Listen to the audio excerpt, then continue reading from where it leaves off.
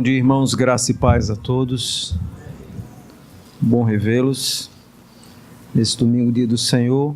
E eu os convido a abrirem suas Bíblias no livro de Ruth. Chegamos agora no capítulo 2. Ruth, capítulo 2. Esse capítulo é um capítulo longo. Seria impossível fazer uma exposição sem expor todo o capítulo, pelas conexões naturais. Então nós vamos expor todo o capítulo 2, embora eu vou ler agora apenas os versos 10 a 13. Mas eu espero que você fique com a Bíblia aberta para acompanhar toda a exposição bíblica, tá bom? Nós vamos expor todo o capítulo 2, mas eu vou ler apenas do versículo 10 a 13, que é aquilo que nós chamamos o coração do capítulo 2, está exatamente aí, do versículo 10 ao versículo 13. Diz assim a palavra do Senhor, Ruth conversando com Boaz. Então ela, inclinando-se, rosto em terra, lhe disse: como é que me favoreces e fazes caso de mim, sendo eu estrangeira? Respondeu Boaz e lhe disse: bem me contaram tudo quanto fizeste à tua sogra, depois da morte de teu marido, e como deixaste a teu pai, a tua mãe e a terra onde nasceste, e vieste para um povo que dantes não conhecias. O Senhor retribua o teu feito, e seja cumprida a tua recompensa do Senhor, Deus de Israel, sob cujas asas vieste buscar refúgio. Amém. Vamos orar ao Senhor. Mantenha a sua Bíblia aberta no início do capítulo 2 para acompanhar a exposição. Vamos orar ao Senhor. Obrigado, Senhor Deus, por essa manhã, pela tua palavra que nós acabamos de ler.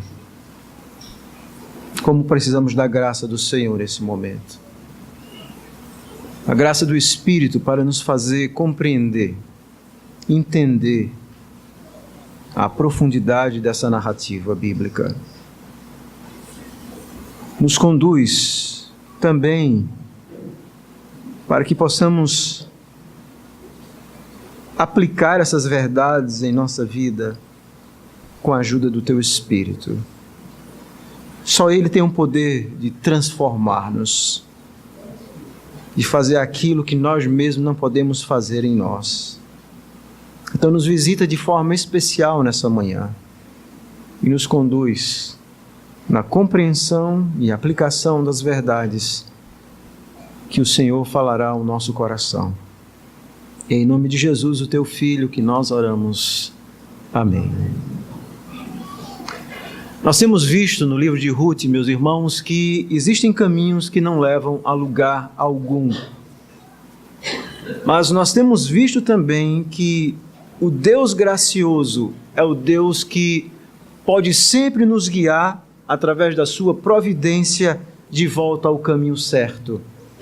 É exatamente isso que nós começamos a ver agora a partir do capítulo 2. E nós, da mesma forma como essa família que tomou um caminho errado e pela misericórdia de Deus começou a trilhar o caminho de volta para os braços do Pai, nós também a cada dia, eu e você, nós também somos chamados a confiar nessa providência divina e buscar refúgio debaixo das asas desse Deus bondoso. Como nós vimos, a história de Ruth é uma poderosa história sobre a providência divina. Nós vemos essa ação da providência tanto na meta-história, o que é a meta-história ou meta-narrativa? É a história por detrás da história humana. Nós temos visto que nessa meta-história, que está acima da nossa história humana, existe um Deus que foi um Deus criador, e nós temos a criação, houve a queda, a redenção, o projeto de redenção e a consumação. Então aqui esse texto está situado nessa história gloriosa da redenção. Deus buscando redimir um homem, através de Cristo, preparando a história para, através dos seus atos da providência, preparando a história até culminar em Cristo. Então, quando nós lemos o livro de Ruth, nós vemos que o final do livro de Ruth começa exatamente falando de Davi. Ou seja, naquela história de Israel, num período crítico de juízes, num período onde o povo havia se desviado dos caminhos do Senhor, nós vemos Deus agindo pela sua graça pactual e guiando a sua história, a história de uma desconhecida Ruth, para que através dela viesse exatamente o Salvador da humanidade. Então nós estamos vendo Deus acima e dentro dessa história. Mas nós vemos também a história da redenção se desdobrar aqui de forma gloriosa. Deus está agindo na vida daquela família. Mas nós vemos também essa história da redenção e essa providência se manifestar em vidas concretas, reais, pessoas, Boaz, Noemi, Ruth, gente como a gente que existiu mesmo. Então nós vemos no livro de Ruth esse entrelaçar desse glorioso plano da redenção, dessa meta-história, da história humana que se concretiza, que é conduzida por Deus, e de histórias reais, de pessoas que estão vivendo, que estão sendo alcançadas por essa providência. Então o livro de Ruth é uma poderosa metáfora, não apenas da tragédia, mas também da graça, da providência, da redenção. É um livro que nos tem ensinado muitas coisas e hoje também nos ensinará outras. Aqui no capítulo 2 é a segunda cena do livro. E aqui nós vemos no capítulo 2 uma manifestação clara da providência divina. E essa cena, o capítulo 2, essa segunda cena, é uma cena que tem 3 atos muito claros. Primeiro, no capítulo 2, versículo 1 a 3, nós temos o contexto do primeiro encontro de Boaz e Ruth. Nós vimos no capítulo 1 toda a tragédia que a família enfrentou, como Noemi perdeu o seu esposo, os seus filhos, e como ela retorna para Israel, seguida por Ruth. E agora eles estão aí vivendo, chegam em Israel. Noemi está profundamente amargurada, a vida a tornou assim. E agora na segunda cena nós vamos ter exatamente o capítulo 2, o narrador vai nos mostrar o encontro de Boaz e Ruth. E o capítulo 2, versículo 1 a 3, vai ser exatamente o contexto desse primeiro encontro. Vamos ver isso. No versículo 14 a 16, nós vemos então a natureza do encontro. É o encontro, a primeira vez que Boaz se encontra com Ruth. No capítulo 2, versículo 14 ao versículo 16, nós vemos esse encontro, como ele se dá. E no versículo 17 até o versículo 23, nós vemos então o significado desse encontro. É quando Ruth então volta e conta a Noemi como ela havia encontrado Boaz e como Noemi então reage. Qual o significado desse primeiro encontro então de Boaz com Ruth? E o centro dessa segunda cena está exatamente nos versículos que nós lemos, do versículo 10 ao versículo 13. Como eu expliquei, as narrativas hebraicas, diferente da nossa forma de contar a história, ao invés de seguir uma sequência linear, muitas vezes elas têm essa sequência concêntrica, ou seja, ela começa, tem o pico no meio, então desce e conclui. Então, o narrador, quando ele vai contar a história, ele nos leva exatamente para o versículo 10 a 13, o encontro, o diálogo entre Boaz e Ruth, como sendo o centro da história e, sobretudo, da bênção de Ruth a bênção de Boaz sobre Ruth, quando ele diz que ela veio buscar refúgio nas asas do Deus de Israel. Então, a estrutura do capítulo 2, ela é bastante simples.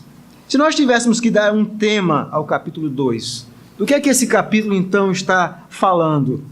O que é que ele está mostrando para nós? O capítulo 2 mostra, meus irmãos, como a providência divina entrecruza vidas. É exatamente isso. Como a providência de Deus conduz todas as coisas e vai entrecruzando vidas. E aqui nós vemos exatamente o encontro de Boaz e Ruth e esse ponto central, a bênção de Boaz sobre Ruth. Isso não é uma obra do acaso. Isso tem a ver com a providência divina. Então é isso que esse capítulo fala, o capítulo 2. Então será o tema daquilo que eu irei meditar nessa manhã. A providência divina entrecruzando vidas, o encontro de Boaz e Ruth e a sua bênção, a bênção de Boaz sobre ela. Há pelo menos 3 ideias naturais do texto. Primeiro, o contexto providencial do encontro. O capítulo 2, versículo 1 a 3, vai mostrar que esse encontro não foi um acaso, mas teve a ver com a própria providência divina, trabalhando, agindo de forma misteriosa para que aquele encontro acontecesse. Segundo, nós temos a natureza do primeiro encontro, que é do versículo 4 a 16, que tem a ver com o diálogo entre Boaz e Ruth e essa bênção que ele então dispensa sobre ela. E por último, o significado do primeiro encontro, que vai do versículo 17 ao versículo 23, a exultação, o reconhecimento de Noemi nessa última sessão, que era Deus que estava agindo, que estava amolecendo o coração dela. Ela estava vendo que Deus ainda era um Deus gracioso. Então, repetindo, o tema, a providência divina entrecruzando vidas, o encontro de Boaz e Ruth e sua bênção sobre ela. Primeiro, o contexto providencial do encontro, versículo 1 a 3, aqueles que quiserem anotar. A natureza do primeiro encontro, versículo 4 a 16. E por último, o significado do primeiro encontro, versículo 17 ao versículo 23. Então vamos analisar em primeiro lugar o versículo 1 a 3, o contexto providencial desse primeiro encontro. Observe que muitas vezes na nossa vida nós sempre nos fazemos a pergunta: isso é um acaso ou isso tem a ver com a providência? É exatamente essa pergunta, essa indagação que o narrador nos leva indiretamente a refletir. Observe que a narrativa, a partir do capítulo 2, ela muda profundamente do livro de Ruth. Por quê? Porque até o versículo 22, Ruth aparece como uma personagem secundária na história. A história é sobre Elimeleque e sobre Noemi. Mas agora, no capítulo 2, o narrador propositalmente, então, vai fazer uma mudança de foco. E até na língua hebraica ele usa algumas cláusulas que vão indicar essa mudança. A história vem falando de 2 mulheres, Noemi e Ruth, no versículo 22, do capítulo 1. Mas agora no capítulo 2, o narrador então introduz novas personagens. Então ele começa a falar a respeito de um parente de seu marido. Então ele então vai apresentar Boaz. É isso que acontece. No versículo 2 e 3 ele vai mostrar então como é que Ruth vai encontrar com Boaz. Qual foi o contexto desse primeiro encontro? E há pelo menos algumas coisas que nós aprendemos aqui. Observe em primeiro lugar que o narrador introduz Boaz. Ele diz no capítulo 2, versículo 1, tinha Noemi, um parente de seu marido, senhor de muitos bens, da família de Elimeleque, o qual se chamava Boaz. O narrador começa introduzindo Boaz. E a preocupação dele, em primeiro lugar, é mostrar que havia uma relação de parentesco entre Boaz e Noemi. Isso será importante na história, nós vamos ver depois. Mas ela então introduz Boaz e mostra que Boaz era um homem íntegro. Essa frase que você está vendo aí no versículo 1, senhor de muitos bens, literalmente significa que ele era um homem poderoso, um homem poderoso de força. Essa seria a tradução literal. Boaz era um homem poderoso de força. O que é que significa esse poderoso de força? Há várias interpretações sobre isso. Alguns imaginam que poderoso de força seja o fato de que Boaz era um homem rico, um homem cheio de bens. Outros imaginam que tinha a ver com a sua influência na sociedade. Outros imaginam que tinha a ver com o seu caráter, como um homem piedoso. A narrativa mostra isso. Boaz, ele é um homem de Deus. No meio daquele caos em que a nação estava vivendo. É no período dos Juízes. E no livro de Juízes, o último versículo do livro de Juízes, no capítulo 21, versículo 25, diz que naqueles dias não havia rei em Israel e cada um fazia o que achava mais reto. É um momento de decadência da nação de Israel. Mas no meio daquela decadência em Israel, o narrador nos apresenta um homem diferente, um homem íntegro, um homem poderoso de força, Obviamente o tradutor da nossa versão interpretou essa frase no sentido de muitos bens. Essa é uma das possibilidades. Mas parece que o termo hebraico é muito mais abrangente. Ele é um homem íntegro. Não era apenas um homem abençoado financeiramente, mas um homem íntegro, forte no meio daquela geração decadente. Esse é Boaz. Um homem que teve coragem de ser diferente no meio de uma nação que estava marcada pelo pecado. Uma grande lição para nós. É possível, sim, meio ao caos, vivermos de forma íntegra como Boaz viveu. Então o narrador nos apresenta Boaz no versículo 1. Observe também que no versículo 2 e 3, o narrador nos mostra então a iniciativa de Ruth. Ruth, e ele faz questão de frisar que ela é moabita, Ruth então disse a Noemi: deixa-me ir ao campo, apanharei espigas atrás daquele que me favorecer. E ela lhe disse: vai, filha minha. Ou seja, Ruth agora está agindo como uma israelita. Ela faz a proposta a Noemi para que ela então vá trabalhar. Ela quer trabalhar. E o texto então nos mostra que esse é um gesto corajoso e também abençoado de Ruth. E Ruth então diz: eu vou trabalhar. Ruth, e essa ação de Ruth tem a ver com o instinto mais básico do ser humano: comida. É o instinto mais básico do ser humano. Ruth chegou naquela situação difícil, chegaram, como nós falamos, com a mão na frente e outra atrás, sem absolutamente nada. O que fazer? Ruth disse: não precisa trabalhar, precisa de comida. E é isso que ela pensa em fazer. Ruth então decide trabalhar. Ela decide então apanhar espigas daquele que favorecer. E é interessante que nós não sabemos o grau de conhecimento que Ruth tinha da lei. Mas a lei em Levíticos, capítulo 19, versículo 9, ensinava exatamente a generosidade. Quando Deus trouxe Israel para a terra prometida, Deus deu aos pobres o que nós podemos chamar hoje uma bolsa-trabalho. Então como é que funcionava isso? Se você ler Levíticos 19, capítulo 9, você vai encontrar uma das formas que Deus criou para ajudar aquelas pessoas pobres. Diz assim: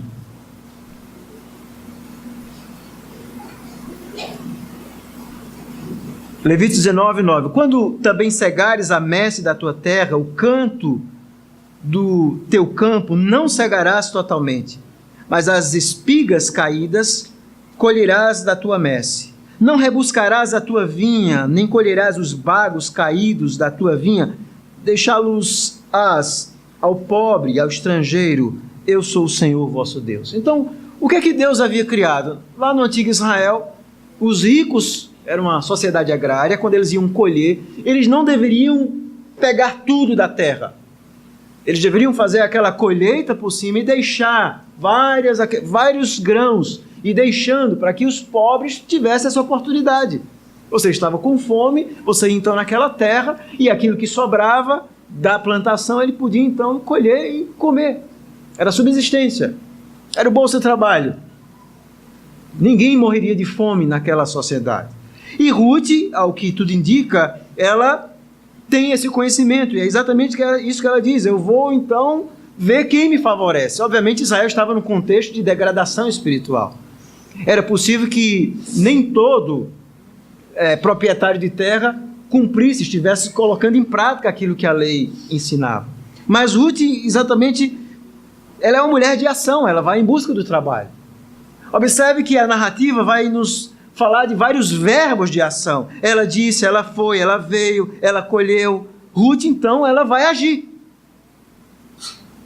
Ela precisa de comida, possivelmente ela tem alguma noção da lei de Deus, e ela então vai lançar a sorte, em busca de alguém que lhe favorecesse, para que ela pudesse colher não apenas para ela, é bom que a gente entenda isso, mas também para Noemi. Nós não sabemos por que Noemi não a seguiu, se pela sua idade, se pela sua amargura, se pela sua frustração, mas o fato é que Ruth resolveu agir como provedora do lar. É isso que nós estamos vendo.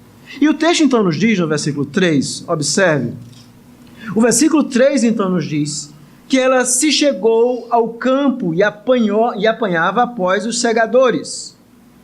Mas o narrador diz algo interessante no versículo 3.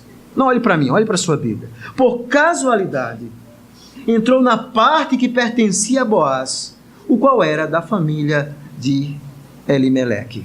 O narrador diz que foi por casualidade. E o significado dessa palavra hebraica literalmente é acidente, sorte, acaso. Essa palavra, por exemplo, aparece em 1 Samuel capítulo 6, versículo 9, quando os filisteus confiscaram, derrotaram Israel e levaram aquela arca prometida, e eles então colocaram no seu templo, e o Deus deles caiu, e Deus então trouxe juízo sobre os filisteus, e eles disseram assim, vamos devolver a arca. E eles colocaram num carro de boi aquela arca e disseram assim, se ela for para Bet-Semes, a gente sabe que quem fez isso foi realmente o Senhor. Se ela seguir aleatoriamente, então isso foi um acaso. E as vacas seguem exatamente para Bet-Semes, o que tinha sido a mão do Senhor. Então, de alguma forma, o narrador está dizendo que por casualidade. E a forma como ele descreve isso na língua hebraica é interessante, porque ele diz assim, sua casualidade acertou em cima do campo. São duas palavras interessantes. O acaso acertado. Ruth, então, vai trabalhar e ela, então, acerta exatamente no campo de Boaz.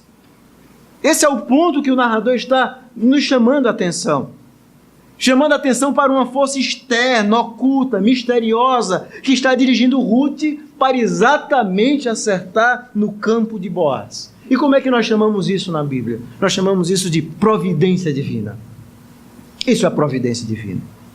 A providência divina é exatamente essa mão invisível de Deus que guia todas as coisas, que controla tudo, que faz tudo para a sua glória e que faz com que todas as coisas cooperem para o bem daqueles que amam a Deus. Às vezes nós vemos essa providência de forma bem clara, perceptível nas Escrituras. Algumas vezes nós vemos essa providência de forma imperceptível, como aqui, nem mesmo é dito que foi a providência. É como no livro de Esther que nós estudamos aqui.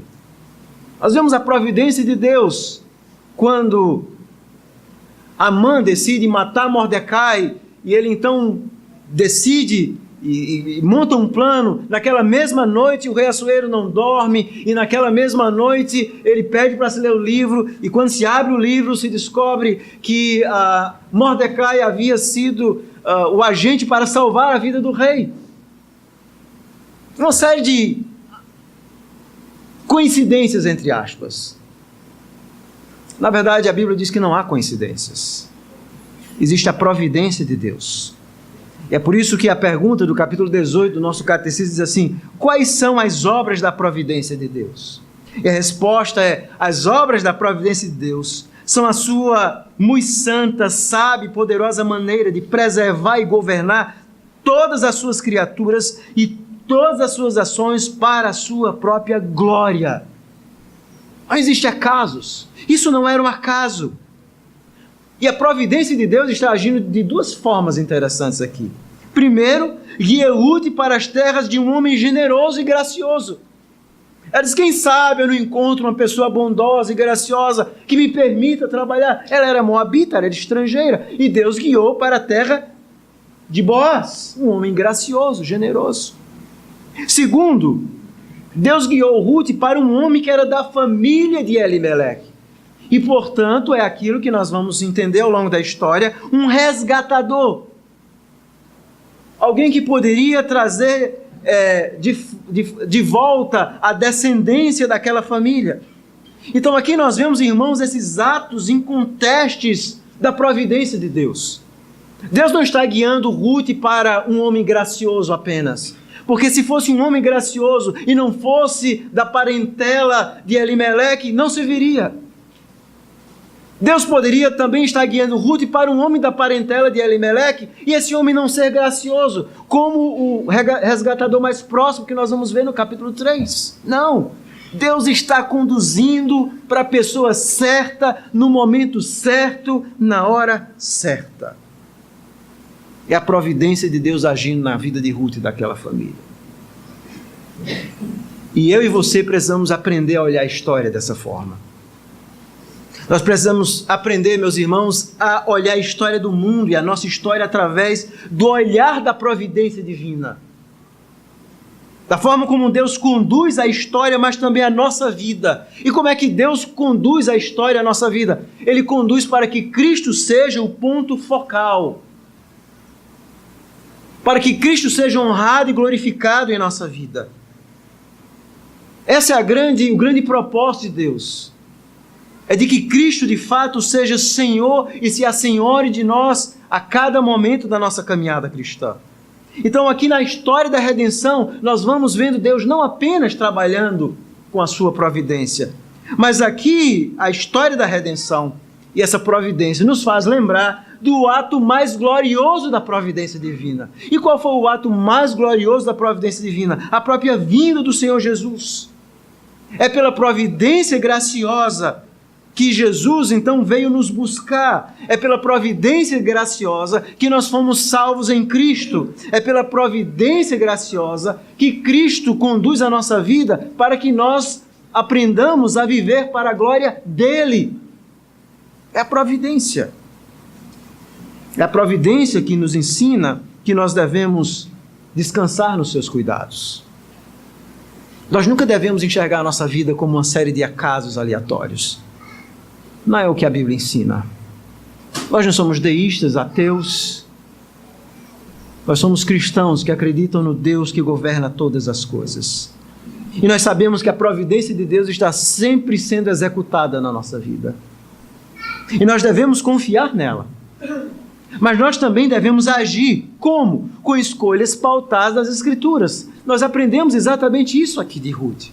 Ela está agindo, confiando na providência de Deus, de certa forma. Ruth, ela diz, quem sabe Deus não vai colocar uma pessoa boa. Quem sabe alguém não vai aplicar e não vai me deixar colher como a lei previa. Mas ela está partindo, ela está trabalhando, e é assim que nós temos que fazer na nossa vida. Então, quando a gente confia na providência de Deus, isso não significa que a gente vai dizer assim, bom, eu vou ficar aqui sentado porque eu sei que Deus está fazendo todas as coisas e eu não preciso fazer absolutamente nada. Não. Confiar na providência de Deus significa agir de acordo com as Escrituras. Viver pela palavra. O que é que eu preciso fazer? O que é que a Bíblia me ensina a fazer? E então eu começo a fazer as escolhas difíceis, como Ruth fez. Mas quando eu faço as escolhas difíceis, eu sei que elas são certas. E eu sei, acima de tudo, que Deus, em sua providência, está guiando a minha vida. Na vida nós não ficamos parados reclamando da vida. Ou pensando em condições difíceis, ou na nossa incapacidade de enfrentar os problemas. Não. Na vida nós temos que agir. Mas uma ação confiando na providência de Deus. Tomando decisões guiadas pela palavra de Deus, mas sempre confiando na sua providência.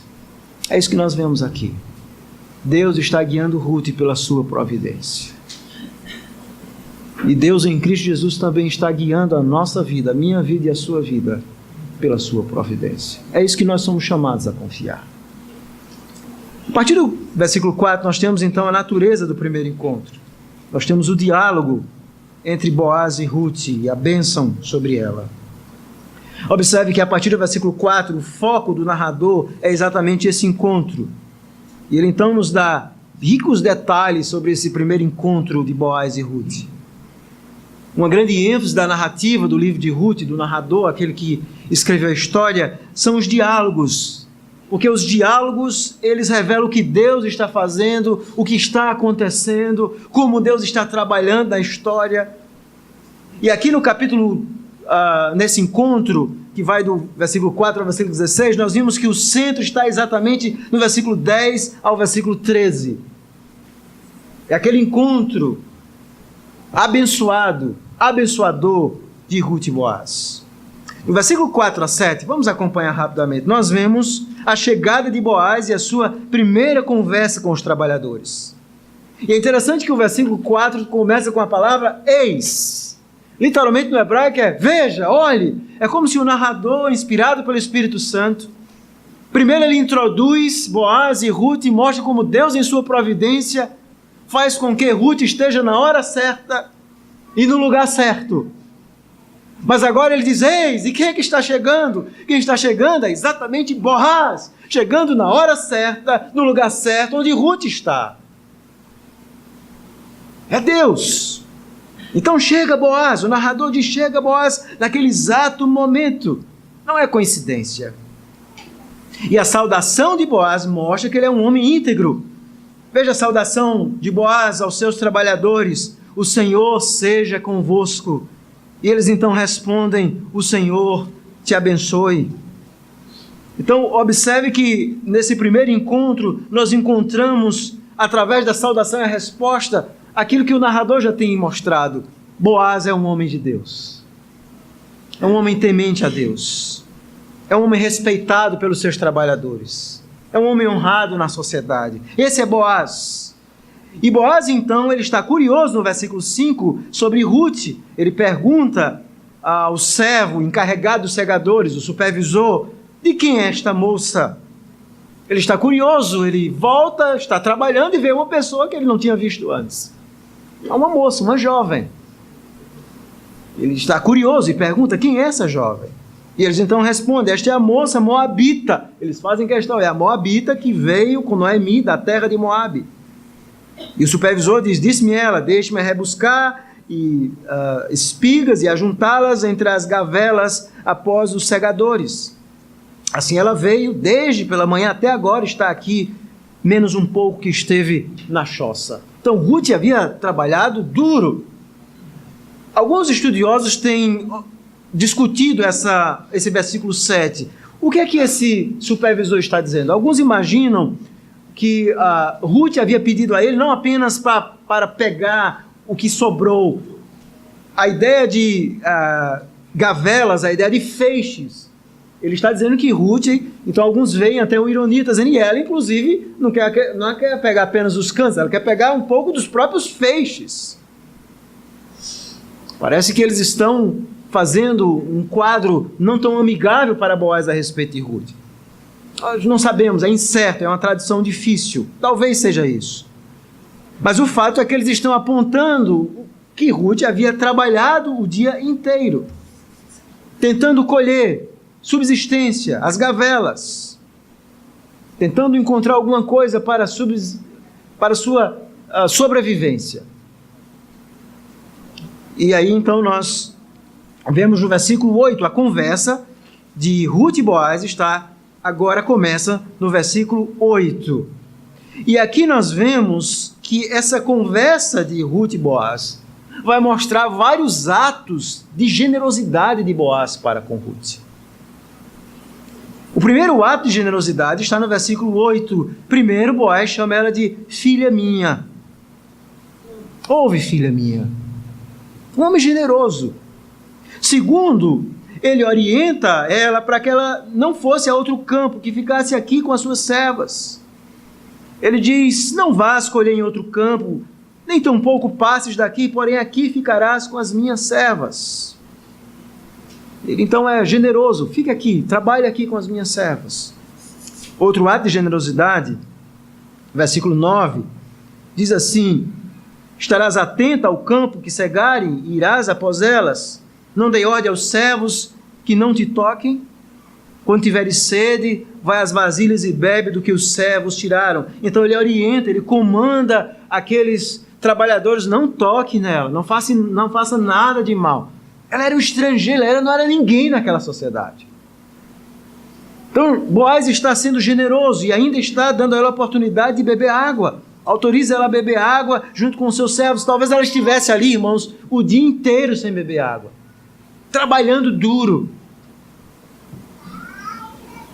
Então, aquela atitude de Boaz para com Ruth, sendo uma moabita, meus irmãos, mostra uma graça extraordinária. Uma graça extraordinária. Deus levou Ruth para encontrar com um homem gracioso. E ele está agindo assim. E aí então o texto nos diz, nós vemos o gesto e a fala de Ruth.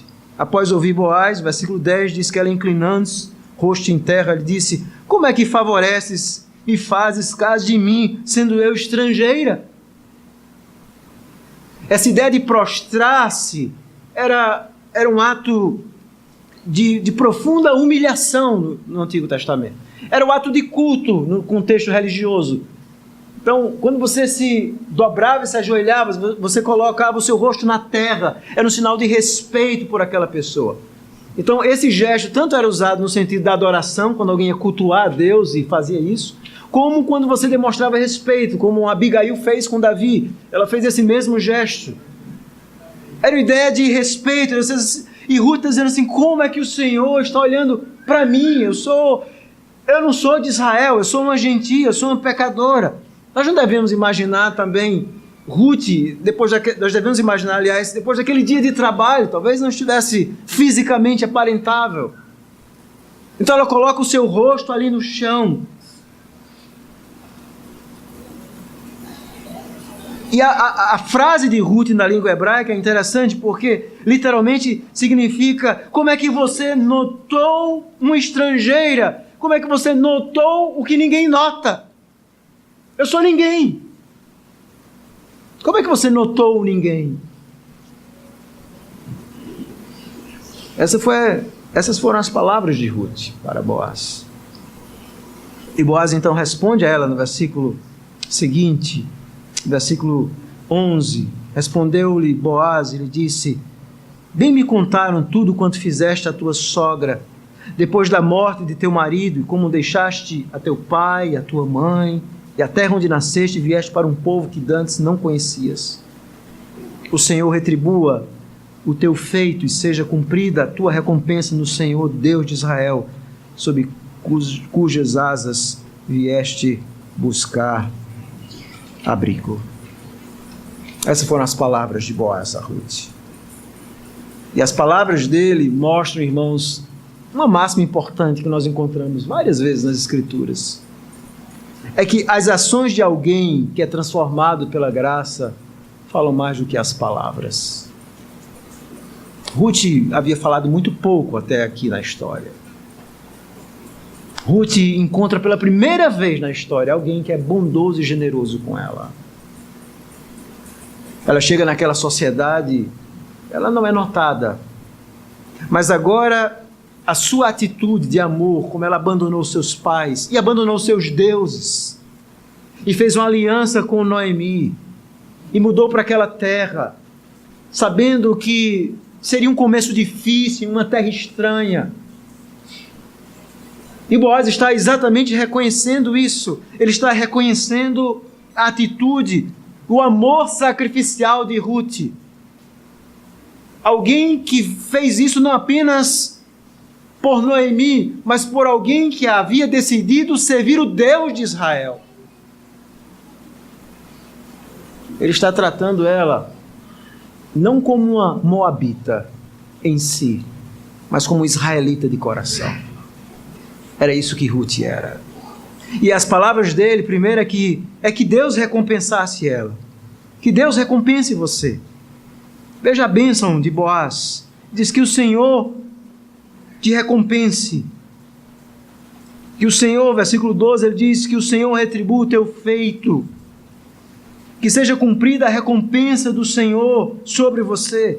E essa palavra recompensa aqui vem de uma palavra muito conhecida, a raiz de shalom, é a ideia de completude, ou seja, que Deus complete a obra sobre você. Que Deus seja bondoso com você, como você tem sido bondoso com Noemi. Que Deus recompense você. Que seja cumprida a recompensa do Senhor. E ele diz mais que o Senhor te protege. Em outras palavras, ele está dizendo: você veio buscar abrigo nas asas do Deus de Israel. Veja que palavras belas. Ruth veio buscar abrigo nas asas do Deus de Israel. E aqui Boaz usa uma poderosa metáfora, irmãos. É a metáfora do filhote desprotegido. Daquele filhotinho que, com medo dos predadores, vai buscar abrigo debaixo das asas da sua mãe. Foi exatamente isso que Ruth havia feito. E nós vamos encontrar várias vezes essa imagem no livro de Salmos. Por exemplo, o Salmo 36, versículo 7 diz, 36:7, por isso os filhos dos homens se acolhem às sombras das tuas asas. Ou Salmo 61, versículo 4, assista eu no teu tabernáculo para sempre, no esconderijo das tuas asas eu me abrigo. Ou Salmo 17, versículo 7 a 9, que diz, mostra as maravilhas da tua bondade, ó Senhor, dos que à tua destra buscam refúgio, dos que se levantam contra eles. Guarda-me como a menina dos olhos, esconde-me à sombra das tuas asas, dos perversos que me oprimem, inimigos que me assediam de morte. O salmista está dizendo, me guarda, Senhor, debaixo das tuas asas. Boaz disse, você, Ruth, veio buscar abrigo no lugar certo, debaixo das asas do Deus de Israel, o único Deus verdadeiro. E nessas palavras ele está dizendo, você é um israelita de coração. Você é uma moabita, mas é um israelita de coração. E a resposta de Ruth, em seguida a essas palavras de Boaz, observe que são respostas que mostram a sua gratidão. O versículo 13 diz, tu me favoreces muito, Senhor meu, pois me consolaste e falaste ao coração de tua serva, não sendo eu nem ainda como uma das tuas servas. Veja a humildade de Ruth, ela diz, eu não sou absolutamente ninguém. Por que o Senhor tem sido generoso? Eu não sou ninguém, eu sou uma serva. E através daquele ato, observe que Ruth diz que Deus estava consolando o seu coração, pois me consolaste e falaste ao coração da tua serva. Deus estava usando Boaz. Boaz é aquele que nós podemos chamar a face humana da graça de Deus. Deus não simplesmente estende a sua graça sobre nós. Deus usa pessoas para fazer isso. Pessoas reais, concretas. E era isso que Deus estava fazendo. E Ruth demonstra a sua humildade. E o texto então nos diz que mais uma vez, no versículo 15 a 16, no versículo 14, 15 e 16, Boaz ainda mostra e continua mostrando sua generosidade. Convida Ruth para comer com seus trabalhadores. A hora de comer diz, chega-te para cá, come o pão, molhe o teu bocado. O texto então continua nos dizendo que ela então se assenta com os segadores. E come ali, se fartou, sobejou. Ela não tinha absolutamente nada, mas agora ela tem fartura, ela come, ela se alimenta. O versículo 15 então diz que ela levanta-se para rebuscar, e Boaz dá ordem aos servos, até entre as gavelas deixai escolher e não a censureis. Você observa que o servo tinha dito, ela quer pegar até entre as gavelas, os molhos. E a lei dizia que não era uma obrigação fazer isso. A lei dizia, você deve deixar, não seja mesquinho com os bens materiais. Era isso que Deus estava dizendo. Eu dei essa terra a você, então seja generoso com o pobre, não faça questão de cada detalhe, de cada coisinha. Deixe, seja generoso. Mas ele está sendo mais generoso do que a lei dizia. Ele diz, não, deixe ela. E ele ainda orienta para que eles propositadamente deixassem algumas espigas, deixe alguma coisa. Quando vocês escolherem, veja o versículo 16, tirai também dos molhos algumas espigas, deixai-as para que apanhe, não repreenda. Dê a ela, deixa ela pegar. E o texto então nos diz que ela colheu uma efa de cevada, o que equivale a 22 quilos. Uma grande produção para aquela mulher que não tinha absolutamente nada para comer. E naquele dia vai levar 22 quilos de comida para casa. Deus estava fazendo coisas grandiosas na vida de Ruth. Vocês percebem, irmãos, o coração de Boaz era um coração dilatado pela graça. Boaz não era aquele homem que diz assim, bom, a lei diz isso, então eu vou cumprir isso. Não, ele era um coração dilatado. É muito diferente de muitos de nós hoje que temos um coração mesquinho. Mesquinho quando nós vamos contribuir com as coisas de Deus, quando vamos contribuir na igreja, o nosso coração é pequeno, quando vamos contribuir com pessoas.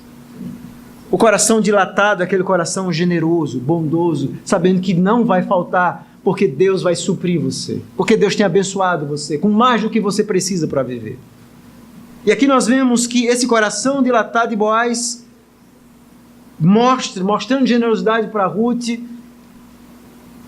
ajudou, na verdade, Ruth a sair dali, naquele dia, e voltar para casa com a fartura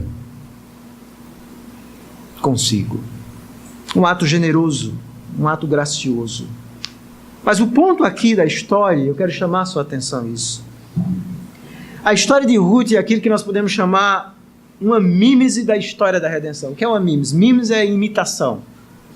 É como se na história de Ruth nós víssemos um pequeno exemplo da história maior da redenção. Qual é a história da redenção da Bíblia? A história da redenção é que no momento em que o homem pecou, Deus então tem um projeto de salvar um povo para si. E nesse povo, então, Deus promete a terra prometida. Deus tira Abraão lá de Ur dos caldeus e o leva para a terra prometida, para uma terra que ele não conhece. Ele vai vivendo como estrangeiro até encontrar a terra prometida. Israel está lá no Egito. Ele é um estrangeiro no Egito. E Deus então tira Israel lá do Egito para que ele vivia como estrangeiro, e então coloca ele em uma terra prometida. Deus lhe dá uma terra. Essa imagem do estrangeiro que encontra o local é uma poderosa metáfora na Bíblia. E é isso que nós encontramos. Ruth é uma estrangeira. Essa estrangeira que chega na terra prometida, ela está encontrando pela graça de Deus a terra prometida. Ela está encontrando o Deus de Israel, o Deus pactual, o Deus que ela não conhecia.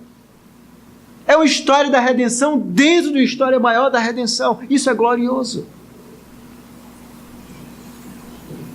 Mas também nessa história nós aprendemos que Deus dá de Ruth, dessa estrangeira que encontrou a terra, viria também o rei Davi, o rei.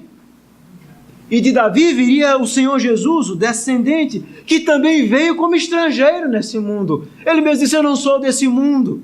Ele veio como estrangeiro para nos dar uma terra prometida, para nos resgatar dos pecados. É exatamente isso que o autor dos Hebreus diz no capítulo 3 e 4, para uma terra prometida. Ele nos leva, nós estamos nessa nossa peregrinação a uma terra prometida. De certa forma, a nossa experiência é a experiência de Ruth. Éramos estrangeiros. Não conhecíamos o Senhor, mas Deus, por amor e por graça, nos trouxe para o abrigo das suas asas. Ele fez isso em Cristo. E é por isso que o Senhor Jesus diz: Jerusalém, Jerusalém, que matas os profetas, quantas vezes eu quis te juntar, como a galinha junta os pintinhos debaixo de tuas asas, e vós não quisestes. Jesus está dizendo: eu sou esse que veio para juntar Israel debaixo das minhas asas. Quem é essas asas? Nós temos asas muito claras, é o próprio Senhor Jesus.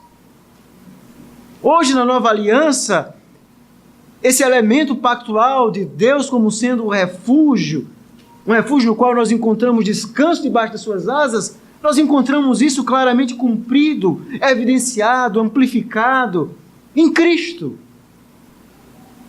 Cristo veio, meus irmãos, como estrangeiro, para viver nesse mundo que Ele mesmo criou como Deus homem, para nos salvar, para nos colocar debaixo das asas do Deus de Israel. Foi isso que Cristo veio fazer. Ele enfrentou a cruz do Calvário, enfrentou o juízo do Pai para nos salvar. Nós que vivíamos sem esperança no mundo, longe da comunidade de Israel, como Paulo diz, sem Deus. O próprio Senhor Jesus veio, e quando Ele nos salva, sabe o que é que Jesus nos faz? Ele nos coloca debaixo das asas do Deus de Israel. Ele nos chama para viver debaixo dessas asas, as asas da providência, Não apenas asas que trazem segurança hoje, mas segurança eterna. Ele nos faz confiar na providência de Deus, de que Ele mesmo, nosso pastor, está dirigindo a nossa vida. Ele está nos apontando a cada dia o caminho de graça para mim e para você, como apontou para Ruth, como aponta para Noemi, caminhos melhores, caminho da graça. A graça que não apenas nos dirige, mas também nos leva a depender de Deus. A graça que nos torna humilde, que nos sustenta. A graça que nos faz agir com fé, com confiança em situações extremas da nossa vida. Então nós sabemos que nós estamos guardados debaixo dessas asas, então nós confiamos. A graça que chega e que nos alcança em situações inusitadas, desesperadoras, em momentos de lágrimas, em momentos de tristeza, em momentos onde nós estamos perturbados, em momentos onde nós muitas vezes falamos para nós mesmos, e agora? A graça de Deus nos encontra nessas horas e nos traz o refúgio. A graça nos coloca na boa caminhada. A graça que muda tantas vezes a trajetória da nossa vida, não é? Nós estamos seguindo por um caminho de morte como aquela família. E a graça de Deus não nos muda. Essa é a obra do Espírito. É isso que o Espírito veio fazer, como Jesus diz, sopra onde quer. Olha a sua vida, a minha vida.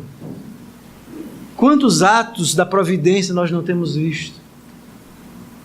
Quantos ventos não mudaram o nosso caminho, os nossos planos, a nossa trajetória?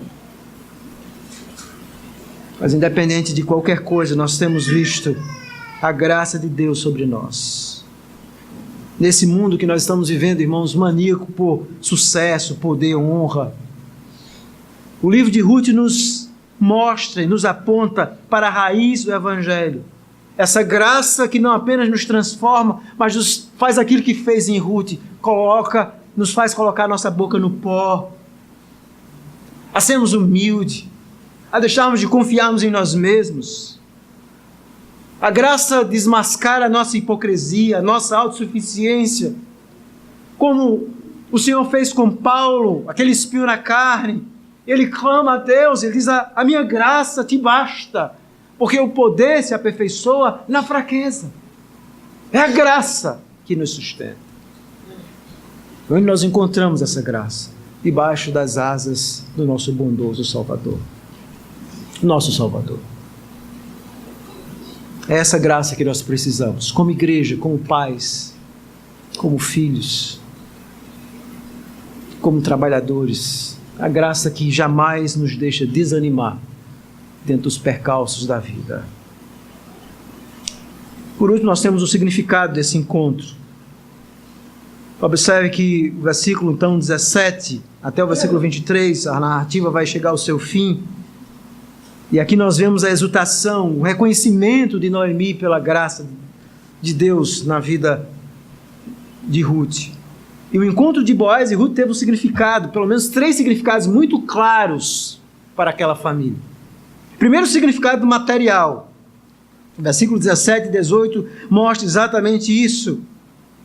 Ela apanhou uma efa, e ela então retorna à cidade, e a sua sogra viu o que ela tinha apanhado.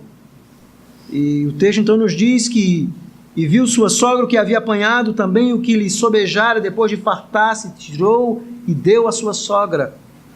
Então a sua sogra disse, onde colheste, onde trabalhaste? Veja a surpresa, veja o que Deus está fazendo. Uma família pobre que volta sem nada, e agora eles têm comida, subsistência. E Noemi reconhece, como é que você conseguiu tudo isso? Deus havia suprido as necessidades materiais daquela família. Porque Deus sempre faz isso, quando nós confiamos nele. Ruth não volta de mãos vazias. Então há um significado muito claro, material. Deus está abençoando, revertendo, cuidando daquela família. Uma família que está debaixo dos cuidados do Senhor. Segundo, tem um significado espiritual maravilhoso na história. Nós vemos isso no versículo 19.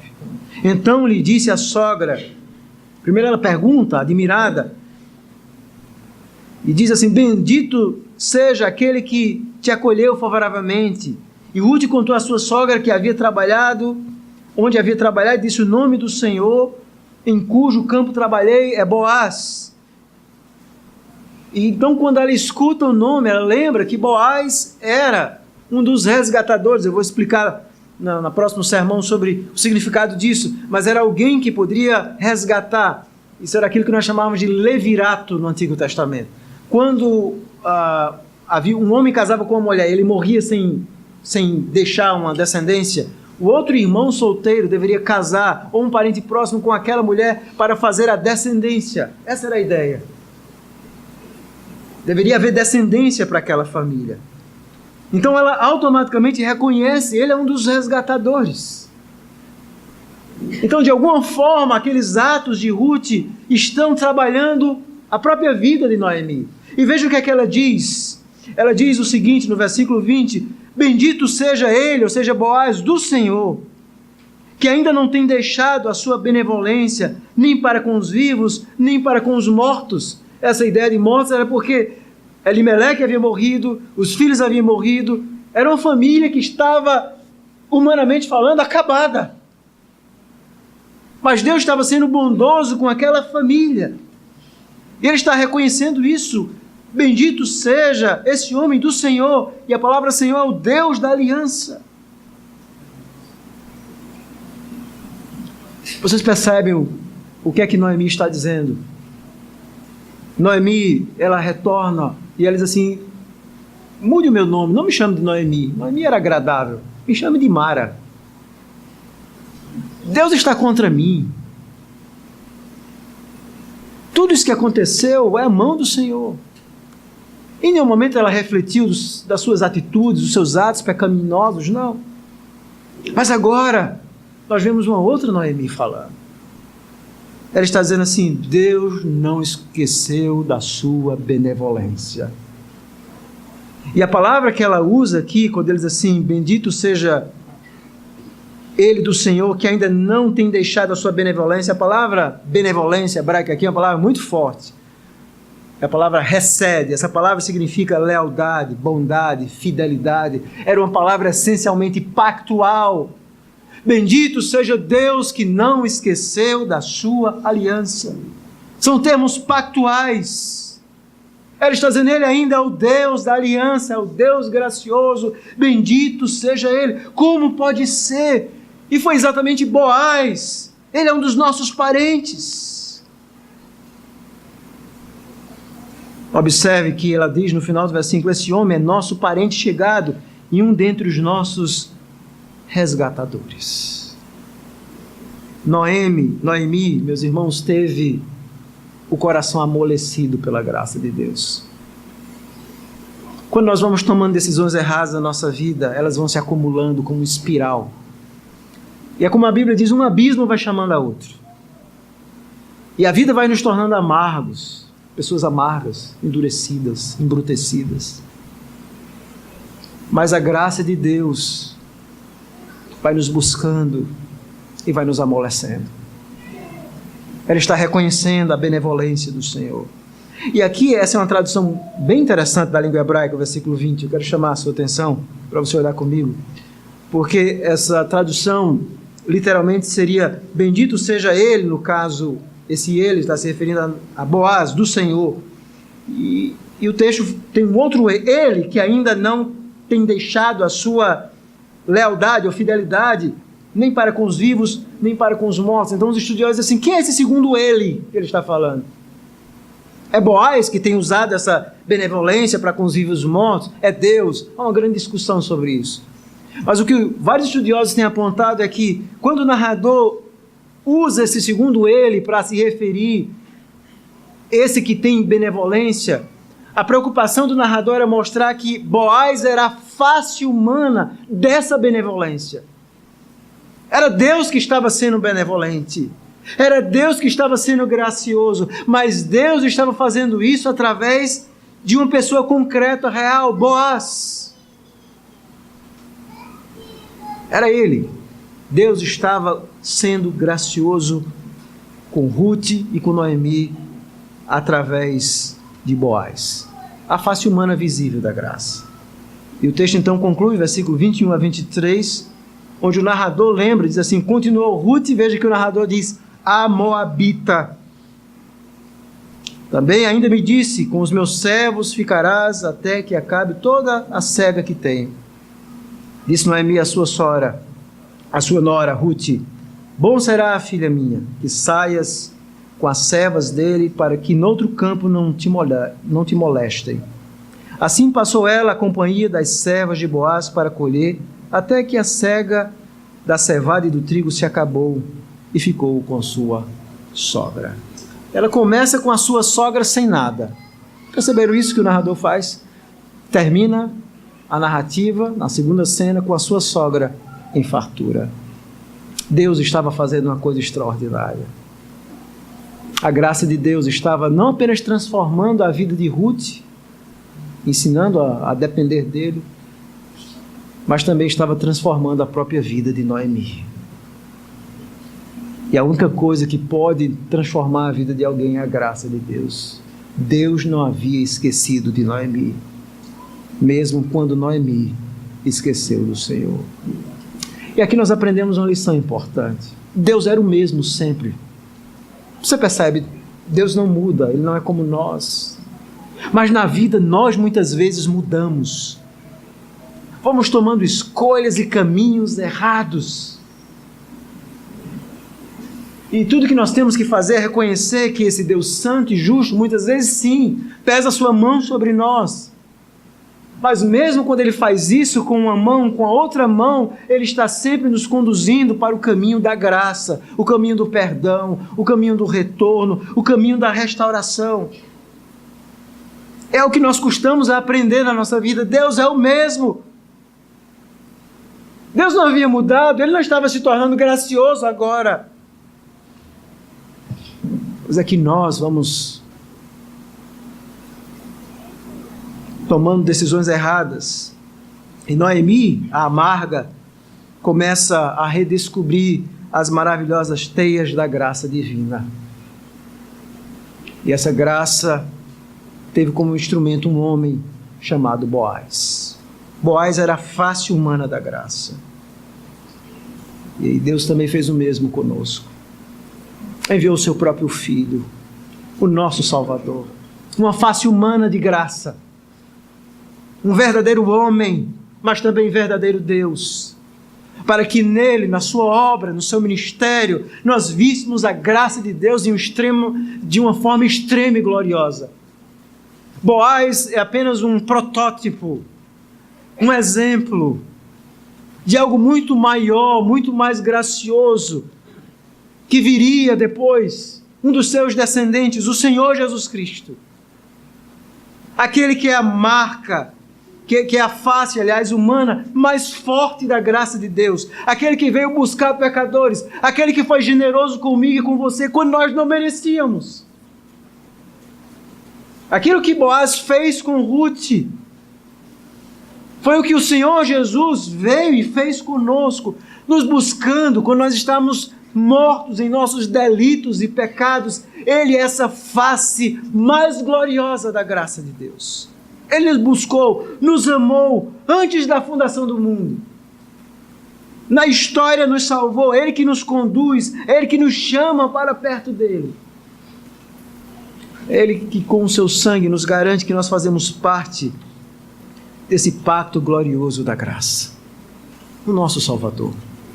E é para Ele que nós devemos viver a cada dia. Para concluir, eu quero lembrar uma história que outro dia até eu contei aqui, a respeito de um pintor.